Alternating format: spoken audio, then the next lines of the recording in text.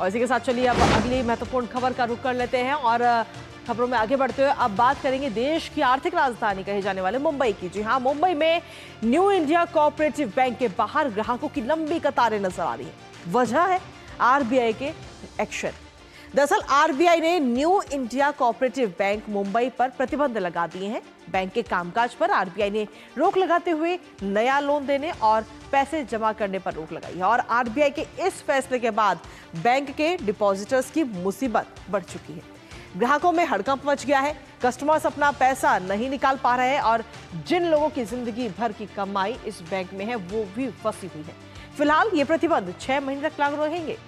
आपको ये भी बता दें कि मुंबई, ठाणे, पालघर में इस बैंक की कुल 26 ब्रांचें हैं और सूरत में 2 ब्रांच हैं। बैंक में खाता धारकों की संख्या भी लाखों में है। करेंगे चर्चा आज इसी को लेकर, लेकिन उससे पहले नजर डालते हैं ग्राफिक्स पर।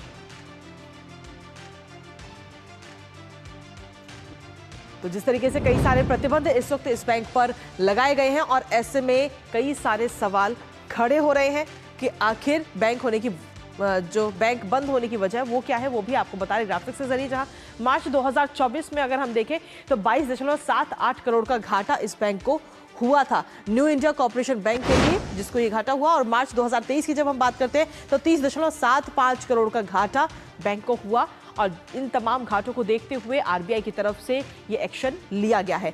बैंक का लाइसेंस फिलहाल अभी रद्द नहीं किया गया है क्योंकि ये जो प्रतिबंध है वो अभी सिर्फ 6 महीने के लिए लगाए गए हैं। यानी कि अगर 6 महीने में चीजें सुधरती हैं तो ये प्रतिबंध हटा लिए जाएंगे। ग्राहकों के पैसे सुरक्षित करने के लिए भी आरबीआई की तरफ से कदम उठाया गया है। यानी कि जिन ग्राहकों का पैसा इस बैंक में जमा है, जिनकी जिंदगी भर की जमा पूंजी है इस बैंक में, उन तमाम चीजों को ध्यान में रखते हुए बैंक का जो लाइसेंस है वो फिलहाल रद्द नहीं किया गया है। 6 महीने के लिए प्रतिबंध लगाए गए हैं।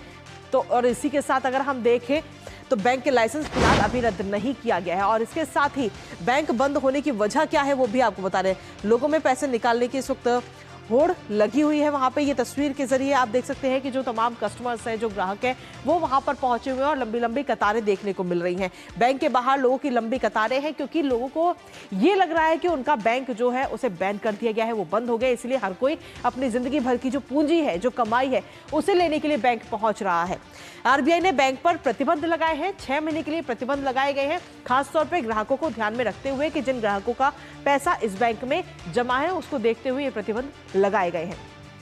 हालांकि बैंक के कामकाज पर रोक लगाई गई है, नया लोन देने के लिए और पैसे जमा करने पर भी रोक फिलहाल लगाई गई है। जो प्रतिबंध लगाए गए हैं 6 महीने का ये प्रतिबंध है और 6 महीने में अगर हालात जो है बैंक के वो सुधर जाते हैं तो कहीं ना कहीं ये प्रतिबंध हटा लिए जाएंगे। बैंक पर अनियमितताओं का भी आरोप लगा हुआ है। तो ये तमाम वो वजह है जिनकी वजह से ये निर्देश या यूं कहे कि आरबीआई ये एक्शन लेता हुआ नजर आया। मौजूदा कैश की जो स्थिति है वो भी कहीं ना कहीं एक बड़ी वजह है जिसको देखते हुए ये निर्देश आरबीआई ने दिए गए हैं। हालांकि सिर्फ 5 लाख तक पैसा निकालने की अनुमति आरबीआई ने फिलहाल बैंक को दी है। यानी कि 5 लाख तक का अगर आपका अमाउंट है तो उसे आप निकाल सकते हैं। लॉकर से पैसे जो है वो ग्राहक निकाल सकते हैं अपने लॉकर के जरिए। लेकिन सवाल यही है कि क्या आखिर इस बैंक पर जब प्रतिबंध लगाए गए हैं इससे कहीं ना कहीं जो आम ग्राहक है, जो इस बैंक के ग्राहक है, उनको समस्या हो रही है और इसीलिए वो लंबी लंबी कतारों में इस वक्त बैंक पर पहुंच रहे हैं।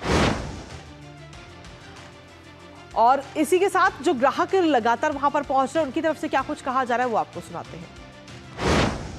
कल से ही रात से ही सबको न्यूज़ आया है, किसी को भी कुछ भी ट्रांजैक्शन करने का भी मौका नहीं मिला है। अभी फिलहाल लॉकर एटलीस्ट ये लोग ऑपरेट करने दे रहे हैं, बट उसके लिए भी जैसे आप देख रहे हैं बहुत बड़ा लाइन है। कल भी जैसे आप लोग सुन रहे हैं कि लोगों के पैसे ऑलरेडी डिपॉजिट उन्होंने ले लिए हैं और ट्रांजैक्शंस कुछ भी नहीं हो रहे। कल रात को भी हम लोग ने इंटरनेट बैंकिंग ट्राई किया, मोबाइल ऐप का ट्राई किया, कुछ भी ट्रांजैक्शन नहीं हो रहे। तो बहुत दिक्कत आ रही है लोगों को।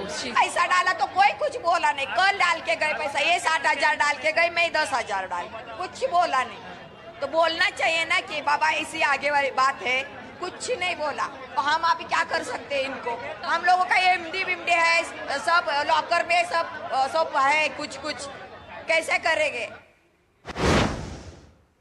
तो देखिए जो आम जनता है उसकी बात हम आपको सुना रहे थे कि आखिर आम जनता, जो कस्टमर्स हैं, जो ग्राहक है इस बैंक के, वो किस तरीके से परेशान हो रहे हैं। हमारे साथ हमारे सहयोगी श्यामा इस वक्त जुड़ रही है मुंबई से, सीधा होने का रुख करेंगे। श्यामा, आरबीआई की तरफ से तो ये एक्शन लिया गया, लेकिन इस एक्शन ने कहीं ना कहीं जो बैंक के ग्राहक है उनकी टेंशन इस वक्त बढ़ा दी है और साथ ही ग्राहकों को भी हमने अपने दर्शकों को सुनाया। जी कृतिका, ऐसे समय में जब कोऑपरेटिव बैंक्स की पहले भी हमने देखी कि आरबीआई डायरेक्टिव्स के थ्रू जब ऐसा कोई डिसीजन लिया जाता है जहां पे 6 महीने का बैन लगता है या उससे लंबे समय का बैन लगता है सारे ही वर्किंग रिस्ट्रिक्शंस पर, तो सबसे बड़ा इसमें जो पिसता है वो बैंकिंग कस्टमर होता है। और वो इसलिए क्योंकि लेन देन के तो उनके सारे खर्चे शुरू रहते हैं, लेकिन बैंक उन्हें पैसा निकालने नहीं देता है। यहाँ पर भी न्यू इंडिया कोऑपरेटिव बैंक में भी सिमिलर स्थिति हुई है, जहां पर वो 6 महीने तक के लिए कोई भी सेविंग्स अकाउंट हो या उनका जो रिकरिंग डिपॉजिट हो या जो करंट अकाउंट होगा, वहां से वो पैसे नहीं निकाल सकते हैं। बैंक हालांकि उन्हें कह रहा है कि ये 3 महीने तक अवधि है इनके पास में, उसके बाद वो निकाल पाएंगे, लेकिन इसमें बिल्कुल अभी कोई क्लैरिटी नहीं है। लॉकर का इस्तेमाल उन्हें करने दिया जा रहा है, लेकिन उसमें भी जिस तरीके से आप भीड़ देख रही हैं, मुश्किल हो जा रहा है कि सभी को एक साथ ऑपरेट करने दिया जाए। जो इंश्योरेंस, क्रेडिट इंश्योरेंस और क्रेडिट गारंटी कॉर्पोरेशन है, उसके तहत अगर बैंक अनफॉर्चुनेटली डूबता है या बंद होता है तो लोगों को 5 लाख तक का जो अमाउंट है वो मिल पाएगा, लेकिन उसके ऊपर में बिल्कुल अनसर्टेनिटी बनी हुई है, उसके ऊपर कोई भी क्लैरिटी नहीं है। फिलहाल अगर हम बात कर लें तो जो बैंक है आरबीआई, वो इस बैंक को लगातार कह सकते हैं कि कोई ना कोई इंस्ट्रक्शंस देते जा रहा होगा। डिसीजन पे वो पहुंचते हैं, वहां पर वो साफ कहते हैं कि लगातार उन्हें नज किया जाता है, लगातार उन्हें कहा जाता है कि आप चीजें ठीक करें, और जब ये चीजें ठीक होती हुई नहीं नजर आती है तभी जाके आरबीआई एक्शन लेता है। और यहाँ पर भी उन्होंने साफ कहा है कि जनता की, कस्टमर्स के हित को प्रोटेक्ट करने के लिए ये डिसीजन लिया गया है, और जाहिर सी बात है आने वाले समय में उसकी जो मैनेजमेंट है उसको देखा जाएगा, ठीक किया जाएगा, और उसी के बाद में कोई भी रिस्ट्रिक्शन को उठाने का निर्णय लिया जाएगा। चलिए, फिलहाल बहुत बहुत शुक्रिया श्यामा, तमाम अपडेट्स हमारे साथ साझा करने के लिए।